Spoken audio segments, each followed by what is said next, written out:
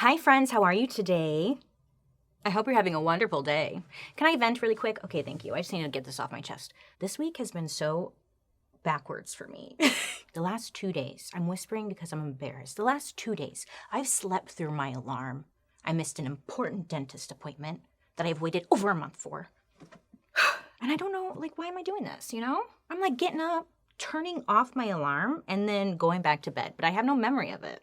Am I okay? I don't know. We'll find out. Thank you for letting me vent. Okay. Anyways, hi. If you're new here, my name is Bailey Sarian, and on Mondays, I sit down and I talk about a true crime story that's been heavy on my noggin, and I do my makeup at the same time. I know. What am I doing? I don't know. If you're interested in true crime and you like makeup, I would say, hey, subscribe if you want to, maybe even maybe comment, I don't know. But other than that, if you're ever curious to know what products I'm using, I'll list them down in the description box down below. And now I will shut up and get into today's story, which viewer discretion, okay? It's pretty brutal. We're covering everything bad. Great. Remember I used to do my viewer discretions, but then people were getting mad that I was doing viewer discretion, so I was like, I'll stop. Should I bring them back? Let me know. Today's story takes place in 1970, well, the 70s, and look, I've watched enough true crime documentaries and just all things true crime related to know that in the United States during the 70s, it was very different. People were carefree.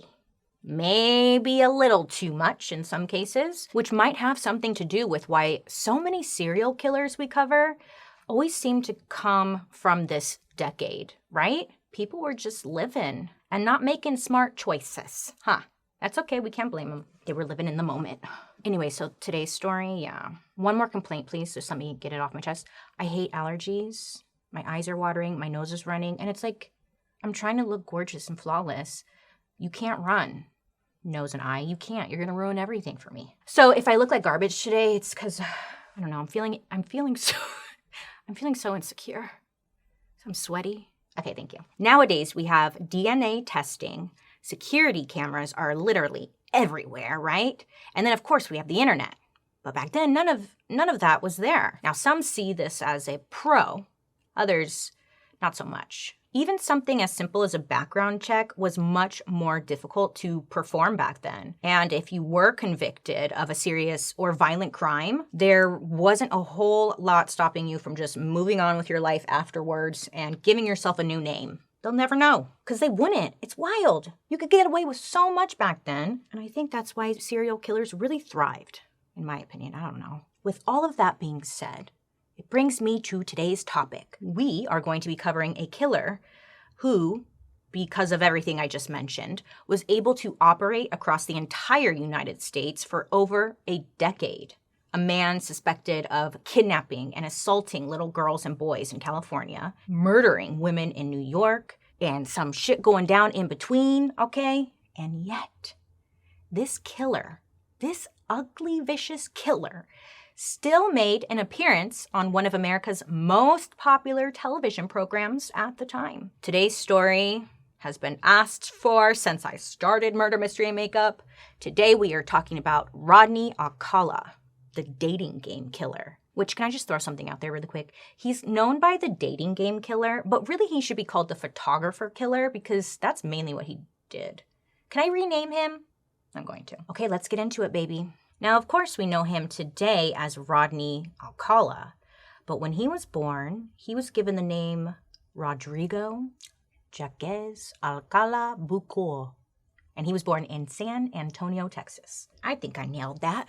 Growing up, the family would not stay long in Texas. They actually moved to Mexico with his mother and father, but when he was a teenager, his father ended up abandoning the family. After that, his mom and 2 siblings, they all moved to Los Angeles, California. A big move to the sunny city. And this is where most of our story takes place. Rodney, he grew up going to public schools where he impressed everyone because he had a very likable personality. Plus, he was super smart, really smart. Aren't they always? Not really, no. Sometimes. Anyway, so he's super smart. Everyone loves him. He's got a great personality. And by the time that he was in his late teenage years, many would say that he was very handsome. He had some groovy hair and a bitchin' personality. Rodney seemed like the type that you would bring home to like meet your parents, you know? He had everything going for him. But still, some people were like, something's a little off with him. Don't know what it is, but something. In 1960, Rodney, he joined the Army. And at this time, he was 17 years old, and he was stationed on or at Fort Campbell, which is like on the border between Kentucky and Tennessee. So he spent a few years there. And then in June of 1963, he went AWOL, which I always thought was like just slang, but it actually stands for something. Absent without leave. I knew that.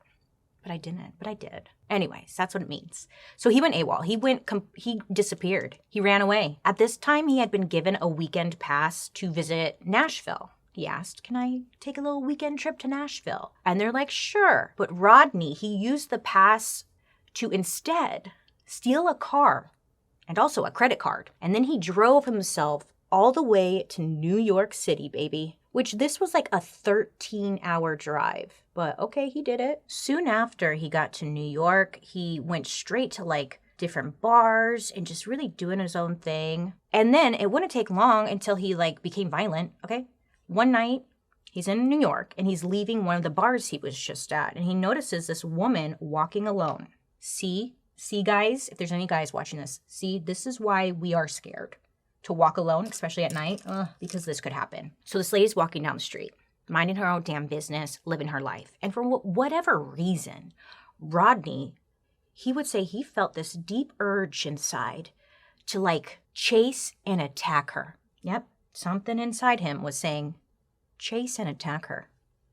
Great idea. That's the best idea you had today, Rodney. So what did he do? Well, he's following her. And then he's like kind of moving quickly, and then he catches up to her and he attacks her with a Coke bottle, but one of those old school glass Coke bottles. So he just is hitting her with his bottle. Luckily, the girl that he attacked, she was able to get away and she went straight to police. And Rodney was arrested shortly afterwards. And then the U.S. Army, who had been searching for this man, they're able to find him because he had done this assault.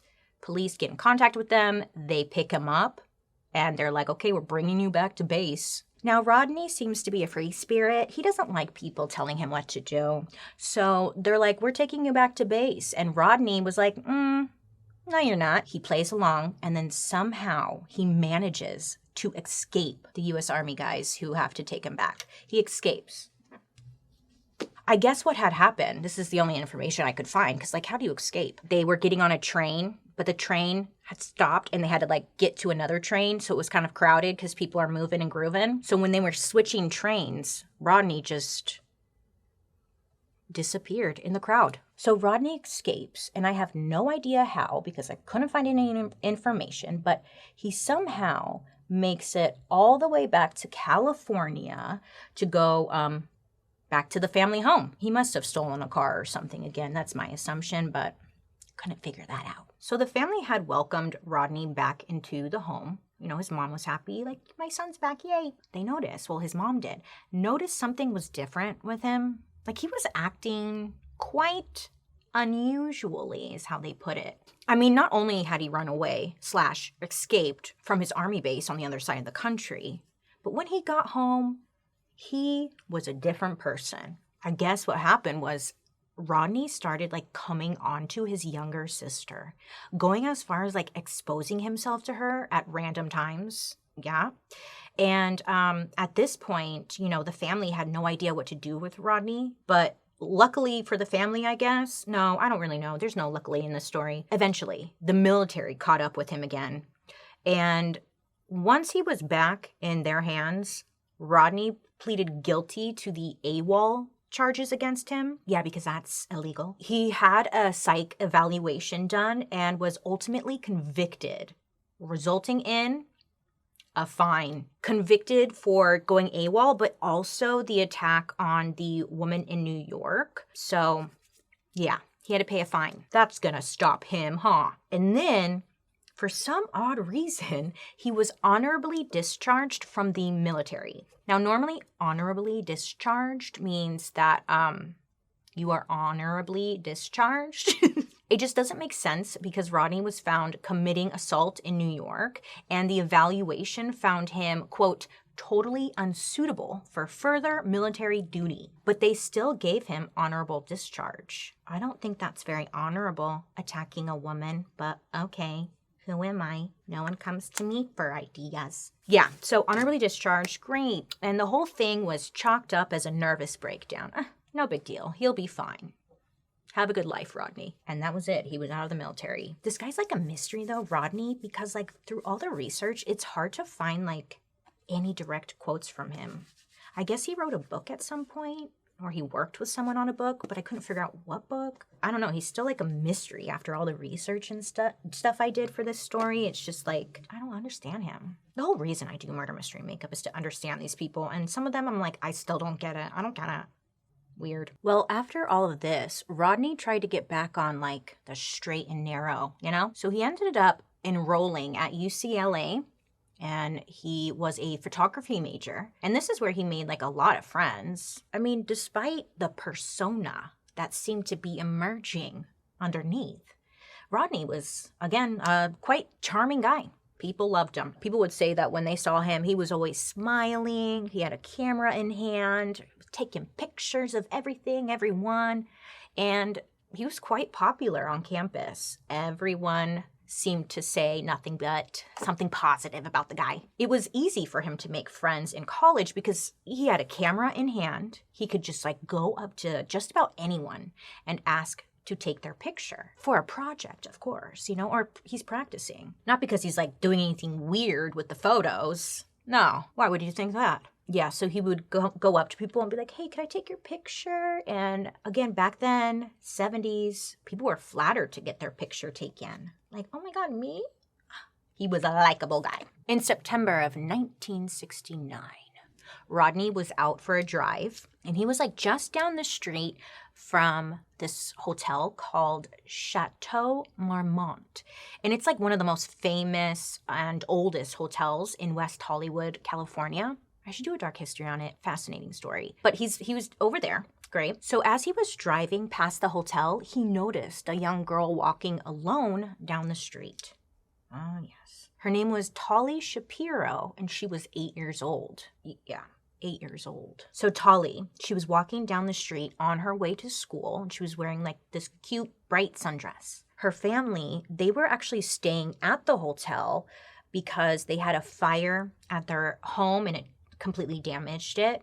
So they were staying at the hotel, and Tolly was pretty used to walking herself to school, even in this West Hollywood area. Her parents told her, do not talk to strangers. She knew that. Her parents taught her how to be safe on her walk every day, trying to do the right thing and instill this in her.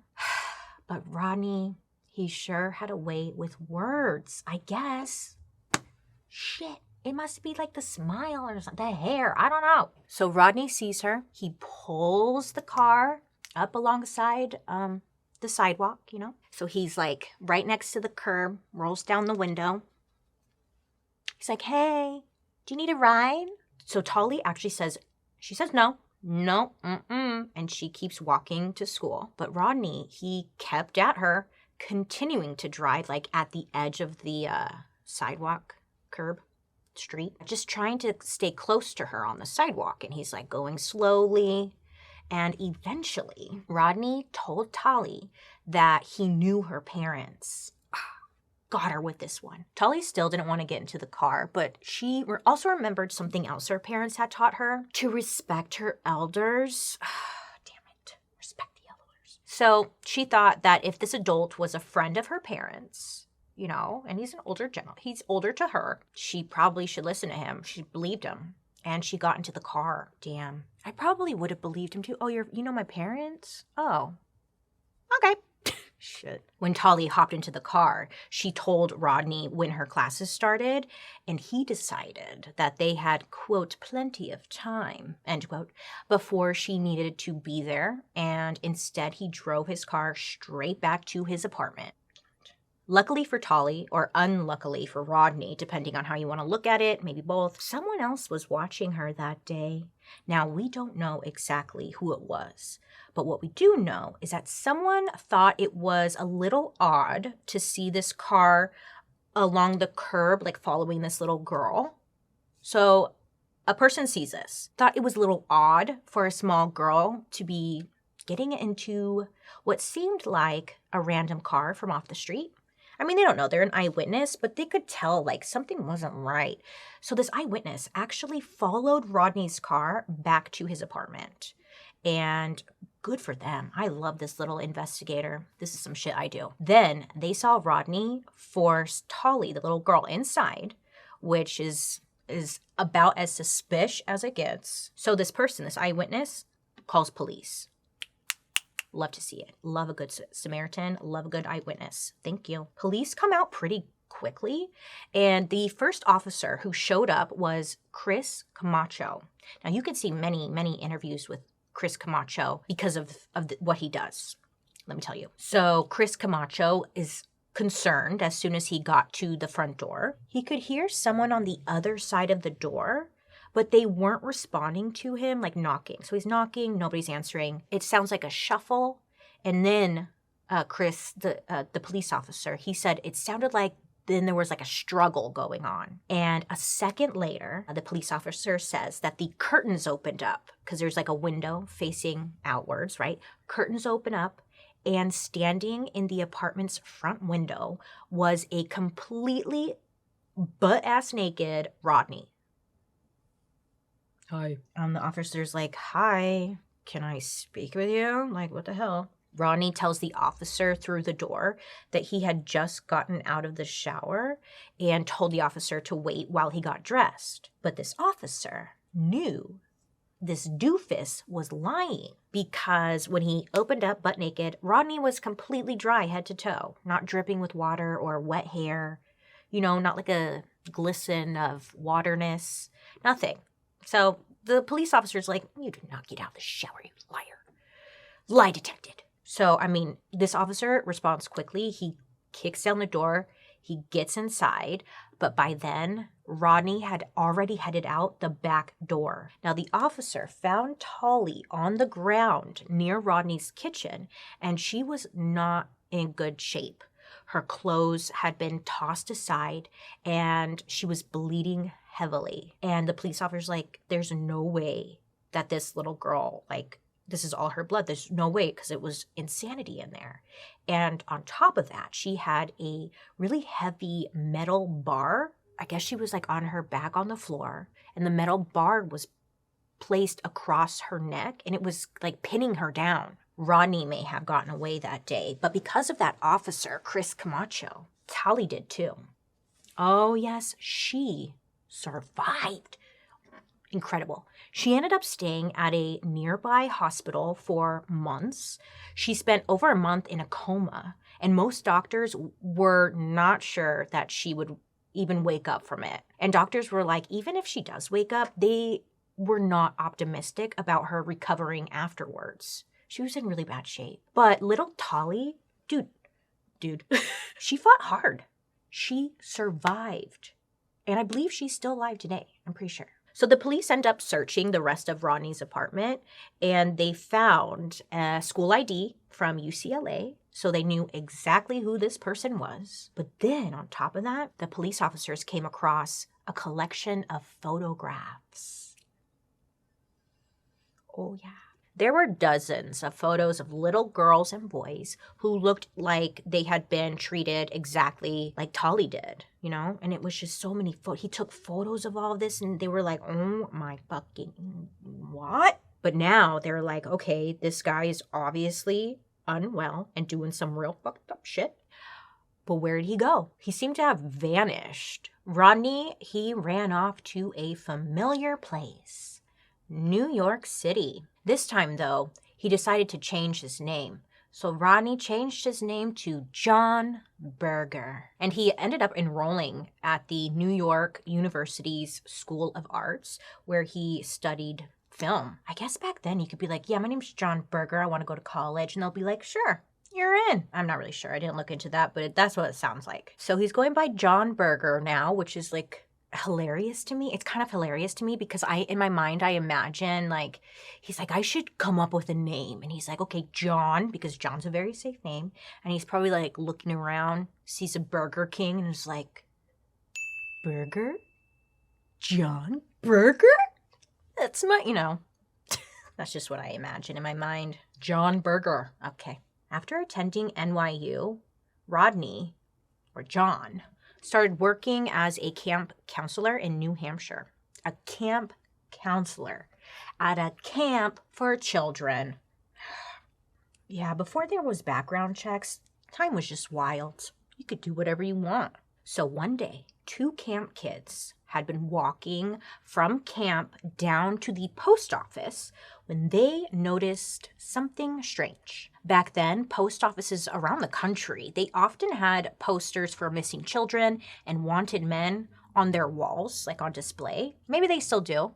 I can't remember. Well, these 2 kids, they go to the post office and they see a poster featuring the FBI's most wanted criminals across the country, right? So they're like, well, as kids do.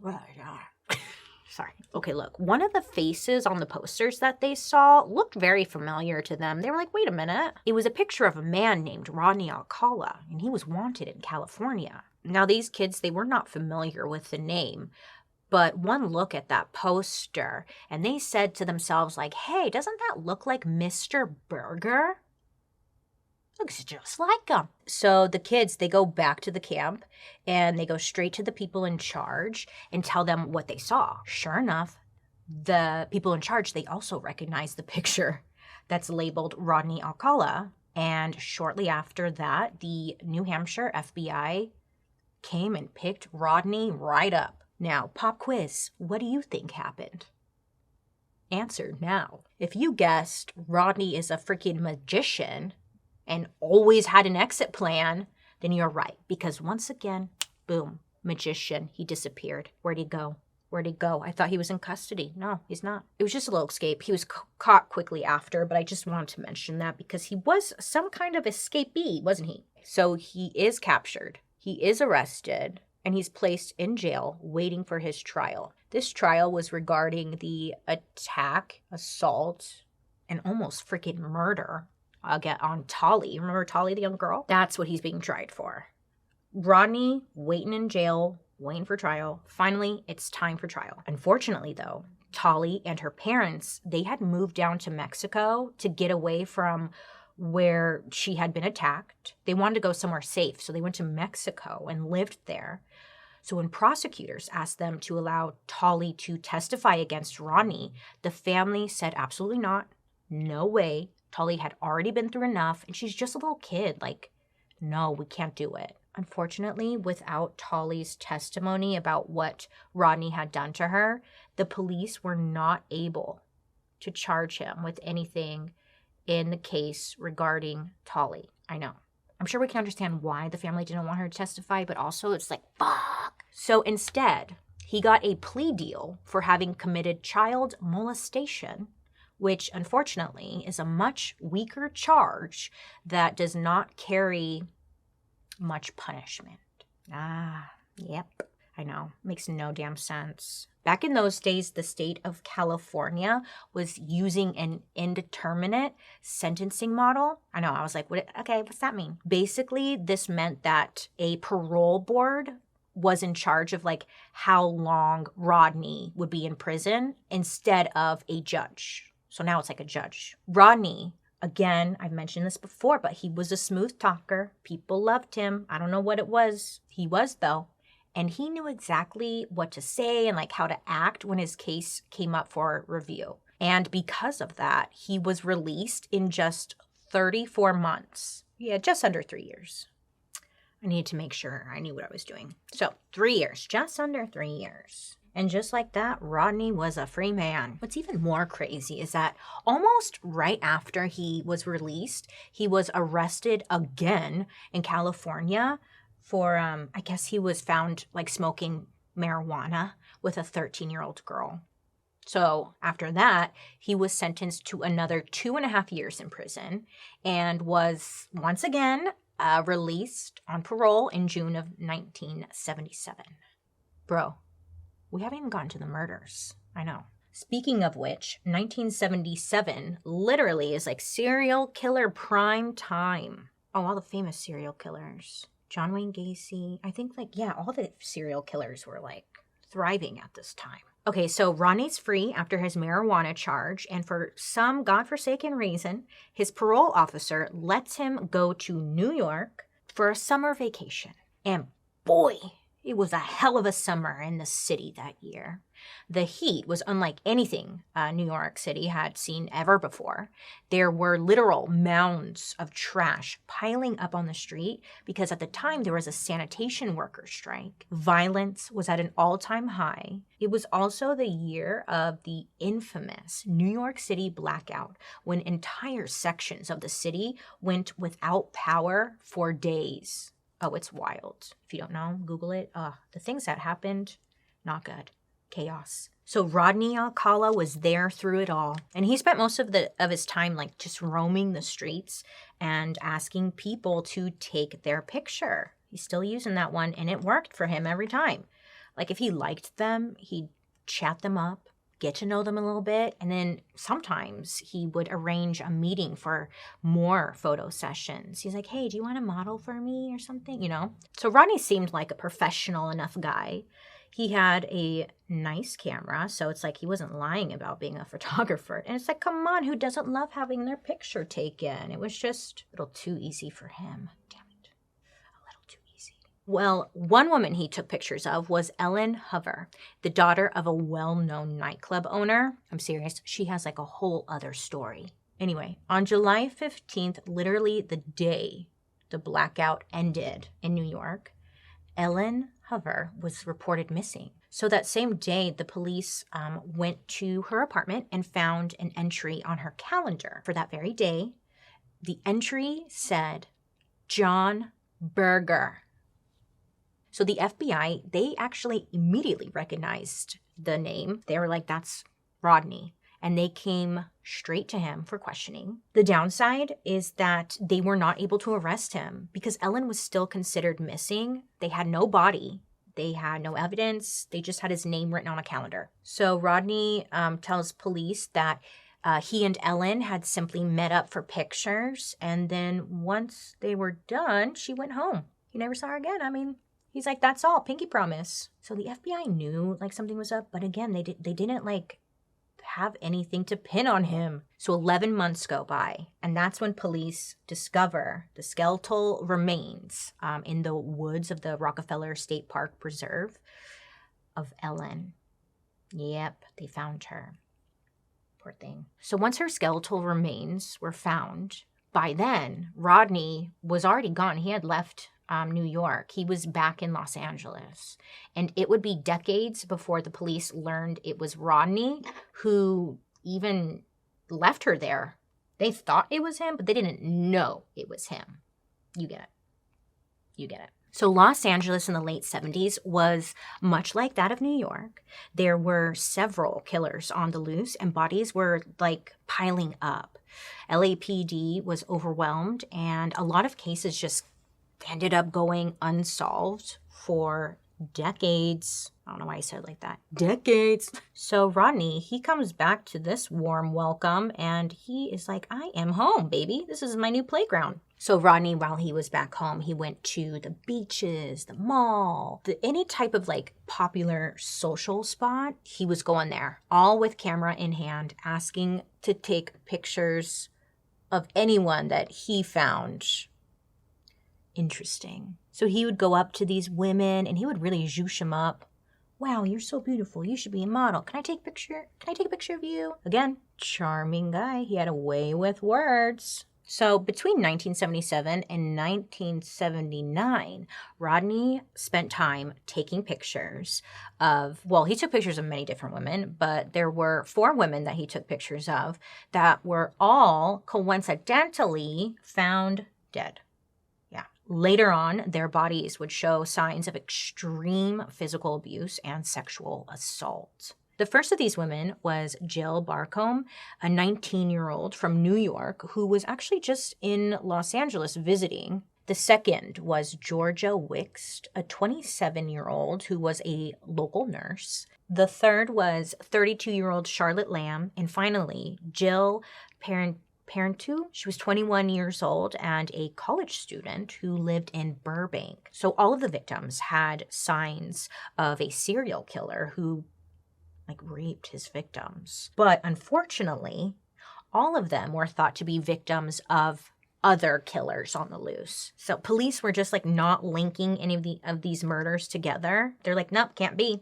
Nope. They always do this, don't they? Why? So all of this brings us to Rodney's namesake, the dating game. In case you weren't watching daytime television in the 1970s, the dating game was a show on television that ran mostly throughout the 60s and 70s where contestants would compete for a blind date with one of the others. Oh, yeah. It actually sounds fun, right? So the breakdown of this show, it usually went like this. There would be one woman who was sitting on one side of the stage, and then visual 3 men who would be sitting on the other side of the stage. And there would be a partition or a wall in between the lady and the 3 men who wanted to win a date with her. Yeah, these men want to date her. Got it? Visuals. So they can't see each other, right? And it's all about asking the right questions to figure out who you, or the Bachelorette, wanted to date. And it's so cheesy when you watch it now. Oh, I want to die. So the Bachelorette would take turns asking the men each questions that were so simple, but also they always had a sexual undertone. No matter what, it was turned sexual. For example, I'll be the contestant. I'll be the Bachelorette. It'd always be it'd go like this. And this is spot on. Contestant number 1, my favorite snack is fruitcake. If you were a fruit, what fruit would you be? And then contestant number 1 on the other side would be I'd be a banana because many say I have quite the banana myself. And then would go back to the girl. Sorry. Then it would go back to the girl, and she'd be like, oh my God, contestant number 1, would you say you're shaped like a banana? And then he would respond with something extra cheesy. Oh yeah, baby. And I've got just the banana split for you. And this is literally how every question on that damn show goes. They turn everything sexual, which is fine, but this is literally how every question goes on that damn show, okay?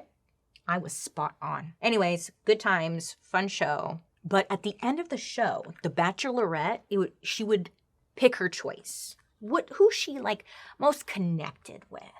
And then the 2 of them would get to go on some fabulous date as a prize. You just wanted to find love. Well, it sounds pretty fun, right? Well, not for Cheryl Bradshaw. She was the Bachelorette on the show on September 13th, 1978. Now, it wouldn't be a very good time for her because sitting on the other side of that wall was none other than the young, many would say handsome, Rodney Alcala. Yeah, he got on the show. Yeah, Rodney somehow managed to get on television. My God. I know, it's wild.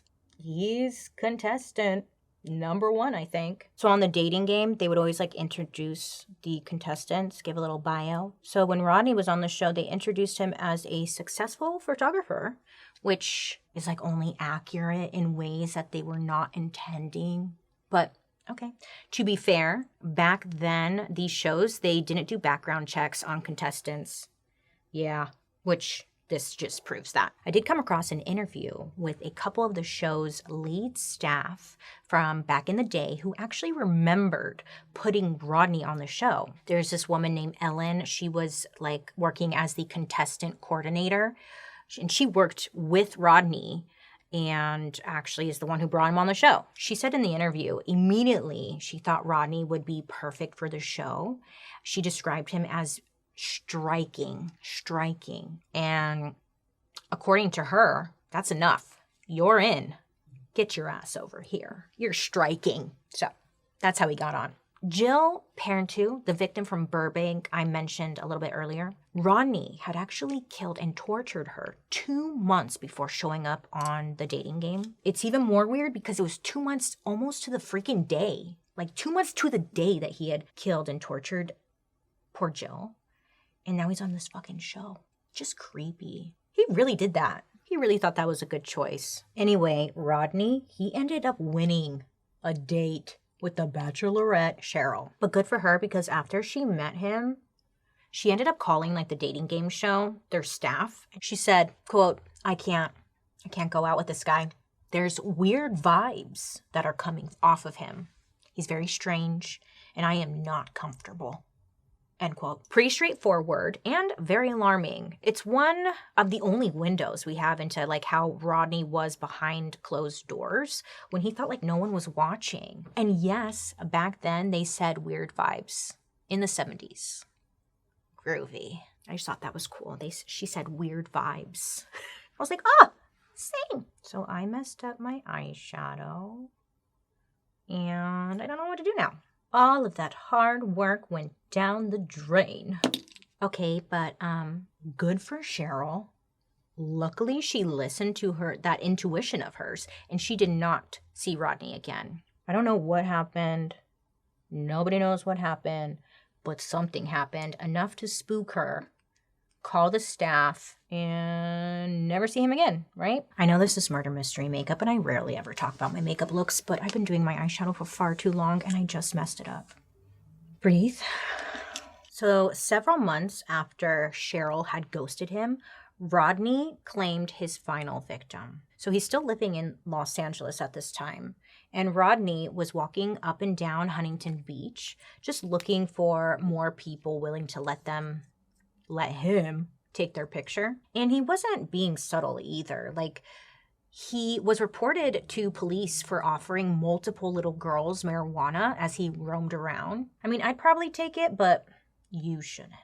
So yeah, he had lots of complaints on him. Eventually, he comes across 2 girls. One, her name is Robin, and she was 12 years old, and she was with her friend Bridget, who was around the same age. So Rodney walked up to the girls and asked them, hey, can I take your guys' picture? I will submit them for a swimsuit competition if you let me, and maybe we'll win. So the 2 girls agree. Rodney and the girls, they kind of walked around the beach to just find different poses and backgrounds and stuff.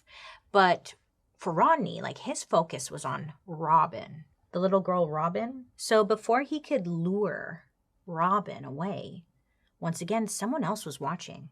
Yeah, eyewitness. So someone was watching them on the beach, and what they saw was some older creep taking photos of these really young girls in their bikinis. And this person was no, inappropriate. So they walked on over to Rodney and were like, get the fuck out of here.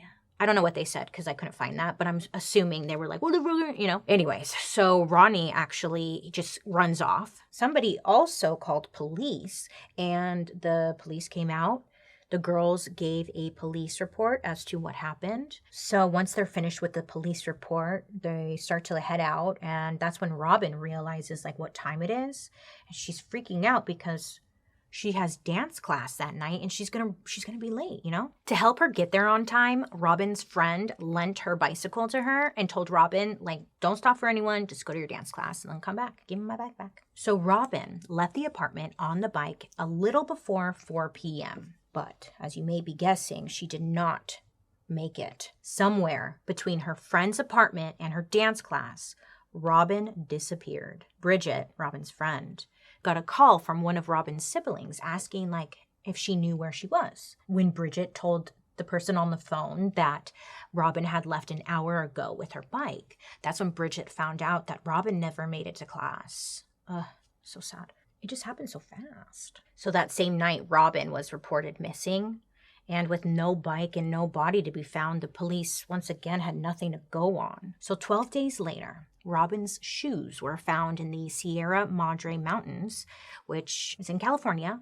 And her shoes were found by a park ranger. So Robin's body was close by, but it had already been scavenged by animals. It was said that there was barely a skull left. But it was her. So thanks to the police report, Robin and Bridget gave police the day on the beach, remember? Yes. The police ended up asking Bridget for a description of the man they met at the beach. Now get this. The sketch artist was chef's kiss because the sketch artist produced a picture that eventually made it back to Rodney's parole officer, who immediately recognized him. And when you look at this sketch of Rodney, it looks just like him. You're like, yep, that's him. That's Rodney. So the police located and arrested Rodney on suspicion of kidnapping, and they also had a search warrant in hand. Gotcha. Gotcha, bitch. Gotcha. So they start searching Rodney's home, and that's when they find receipts for a storage locker out in Seattle, Washington. Uh-oh. A serial killer with a storage locker is never a good combo. Right? Come on. That's true. Facts. And once they searched that locker, the picture of Rodney Alcala started to really come into focus. Okay? They figured out this guy. So in the storage locker, they see that at the time, Rodney was working as a pornography photographer, and he was sending pictures he took to a publisher in New York. So allegedly at his house, it was filled with explicit photos he took of women, but it was what he had in his storage locker that really threw the investigation into high gear. So in the storage locker, they found graphic photos that were very explicit and very violent, but they also found a small satin beaded pouch. What's this? And they open it up. What's inside? They see a set of earrings, actually 2 sets of earrings. They were different, and each of them were unique. They would be recognizable pieces. So police actually go to Robin's mother, and they show her a picture of the earrings police had found. And she right away recognized the pair of earrings as the set that her daughter was wearing the day she had disappeared. It was obvious to investigators that Rodney was keeping trophies from each of his victims. So now the officers had concrete evidence. And with this, finally, Rodney was charged with Robin's murder. So get this, you're not going to believe this. This part is what threw me for a loop. I was so confused because this would kick off the beginning of a 30-year trial. 30-year trial. Do you understand? 30 years? Yeah, you get it. But can you believe that? 30-year trial? Yes, it happened. So I'm going to save us 30 years and summarize Rodney's trial saga. You're welcome. So Rodney was put on trial in 1980 for Robin's murder. And hey, guess what? Thanks to that discovery of his storage locker in Seattle, he was convicted and sentenced to death. As you deserve, Rodney. But much like every other time Rodney should have been put away, this man, he's had so many tricks up his sleeve.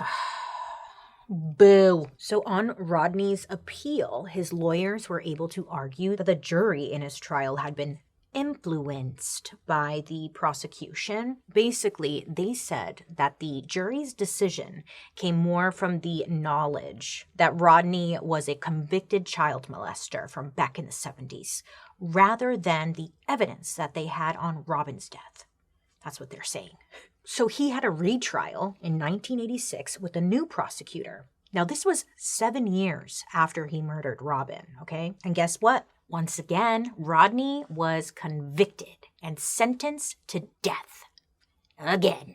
And because this goes on for 30 years, you can probably believe me when I say it was overturned once again. Yes. During the retrial, Rodney's lawyers, they had argued that his lawyers in the previous case hadn't been able to put forward a cohesive argument to defend him. So basically they were saying his lawyers were bad and they could have done better to argue with prosecution. And I know, I didn't know you could do this. I don't know if you could still do this. I'm hoping not, but whatever. And boom, baby, he's back in prison awaiting a third trial. I mean, it's exhausting because this goes on for years. But I mean, it's what he was best at. He had been escaping punishment his entire life. He was going to keep doing that. It was working for him. And it really was. I can't even deny that. It was working for him. Maybe because he'd had enough of his previous failures in court, or he is just a plain psychopath. God, the worst always do this. Rodney decided to represent himself in his final trial, which took place in 2010. Yes, 2010. This is where the 30 years comes from. They were busy, I guess. I hope the family of Tolly's was still around and got to see justice. I hope so. So, as you know, or at least I hope you're aware, but doing this representing yourself is a pretty ballsy move. You have to be so full of yourself to do that. Rodney must have thought of himself as pretty high and mighty to think he could do a better job. And, well, that's what the jury thought too. So most of Rodney's arguments were literally him just rambling. Rodney told the court that he was at Knott's Berry Farm at the time of Robin's abduction, so it wasn't him. He was like, I was on the log ride with Snoopy, of course. How dare you? This, obviously, it conflicted with testimony from other eyewitnesses who reported seeing him at the beach at the very same time. So, sorry, Rodney, no Snoopy, no log ride. So, that went out the door for him. But I think the worst thing of all was the fact that Rodney, he was allowed to cross-examine Robin's mother because she took the witness stand. Since he was his own lawyer, he was the one to question her. And that is something I believe that should be 100% not allowed, right? That does not make sense. Anyways, I mean, honestly though, saying that he questioned her is a pretty strong term. He mostly argued with her. He tried hard to discredit her own testimony, but she held strong. I just couldn't imagine having to take the witness stand, give whatever your testimony to the court, and the guy who's asking you the questions is the person who killed your kid, the killer of your child. I wouldn't be able to sit there and just talk. I'd be like, I'm gonna kill you. Sorry, I'm getting a little deep. I've been added to some kind of list because of that. But I couldn't imagine talking to the killer of your child. Like, that should be illegal, right? Jeez. So by the time they're doing all this, it had been 2 decades since he killed Robin, and the prosecution had new tools. They had a whole new set of tools. That's right, baby. DNA testing has come into the picture. Ooh, they got him. That's when the game changed.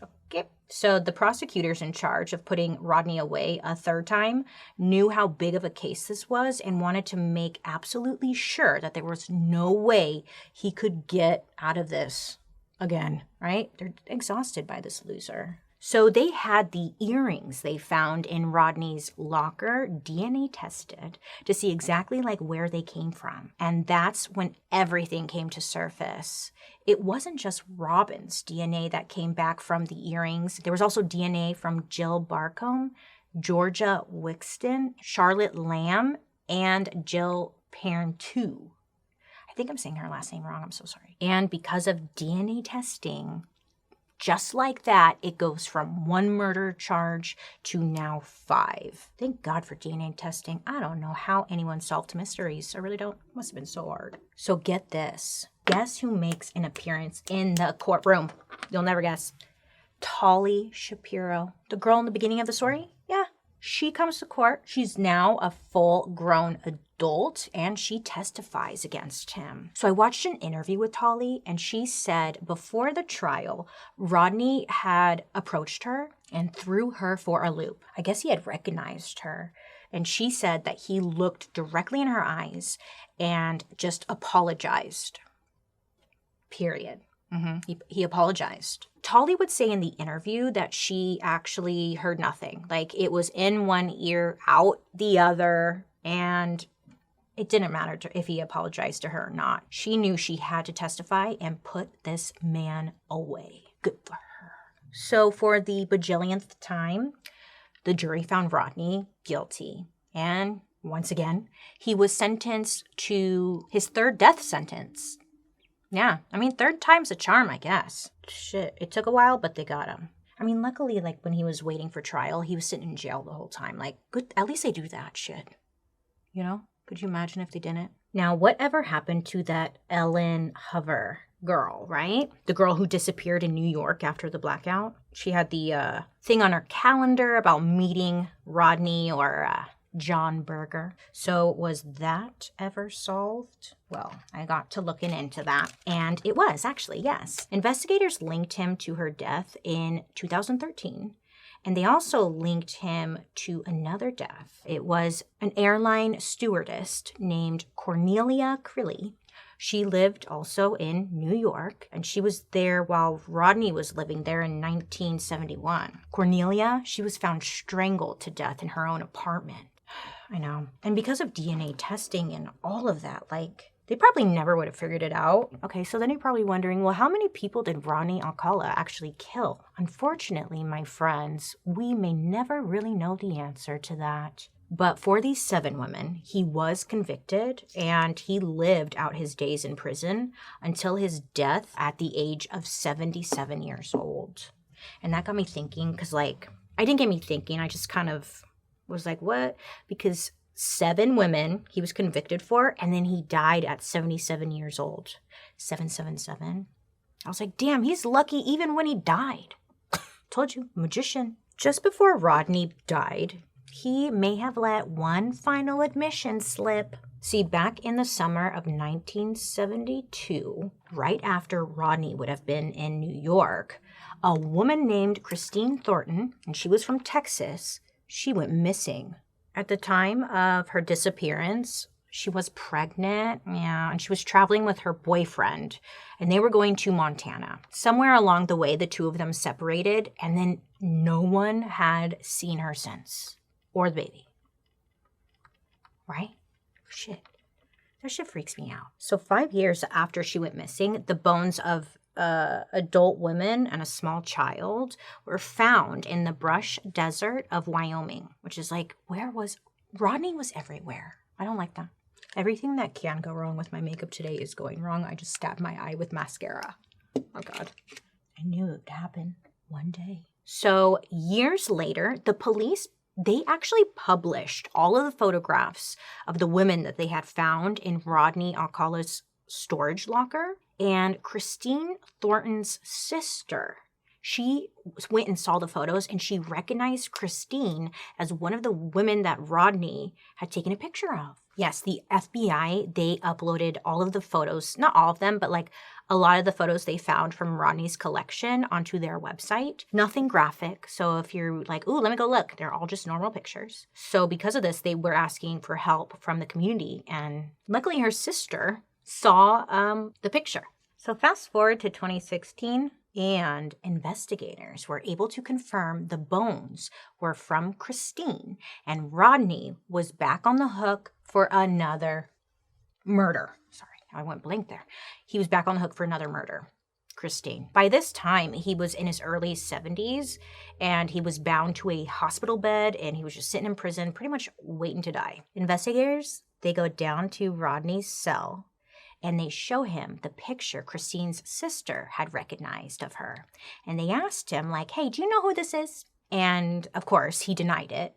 But it was odd because while he was laying in bed, he was holding the picture of her. And he kept, like, according to investigators, police, he kept, like, tracing her outline with his index finger. Just being all weird and creepy. And the people in the room with him could see his eyes darting back and forth like he was remembering something intense. All the while tracing the outline of Christine's body on the photo. Now, he never admitted to killing Christine, but they had DNA evidence to prove the connection. It's like, damn, how many did he really kill? Like, what if he killed every person he took a picture of? They even found the exact spot Ronnie's picture of her was taken. But before he could be put on trial for her murder, Rodney died alone in his cell on July 24th, 2021. Yeah, I know. I didn't know it was 2021. I was like, what? Missed that one. Anyways, he had ultimately spent more of his life behind bars than he had spent free. Oh, sad. Poor guy. And I'm glad he didn't spend that much time free because he probably would have gotten way worse and we would have found more bodies. Great. And that is the story about another monster, Mr. Rodney Alcala. The dating game killer. Wait, the dating show killer. The dating game killer? The photography killer is what I'm calling him. Okay, when I was researching, it was like every page I turned about this guy just made me feel, more and more sick.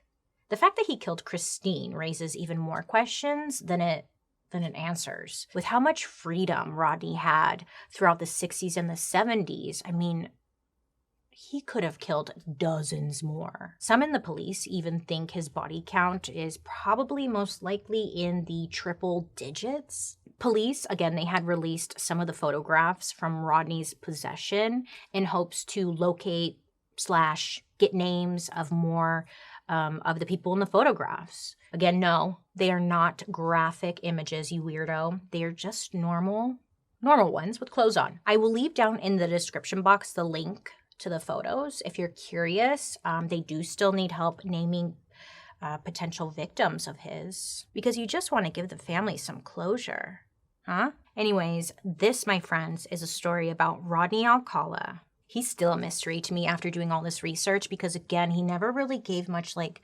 direct quotes. So it's like, I still don't understand this guy. I still don't understand. He freaks me out because he's the type that, at least it wasn't mentioned, but he didn't really have like one of those crazy upbringings that we've mentioned numerous times before on these Monday episodes. You know what I'm talking about, where they are just tortured by their own parents. And with this one, we don't know. But in the research, it said that, you know, it was a pretty normal family home. And if that's the case, then this type of person really freaks me out because it's just one day he, like, decided to attack a woman and it was all downhill from there. Like, what the, you know? I'm sure he attacked way more and we just don't know, which is unfortunate. But I digress because he's dead. And yeah. I would love to hear your guys' thoughts down below. I'll also leave the link in the description box, or maybe in my tag comments, of the YouTube video where you could watch him on the dating game. But other than that, I hope you have a really good day today, and please stay safe out there. I always want to give some kind of advice, but then I'm like, what do I say? Like, don't get in a car with the stranger? Don't get attacked from behind? You don't see that shit coming. I hope you never encounter someone like this. I hope you never do. And I hope you stay safe. You have a good rest of your week. And let me know who you want me to talk about next time. But other than that, I hope you have a wonderful rest of your day. Don't forget to make good choices. And I'll be seeing you guys later. Bye.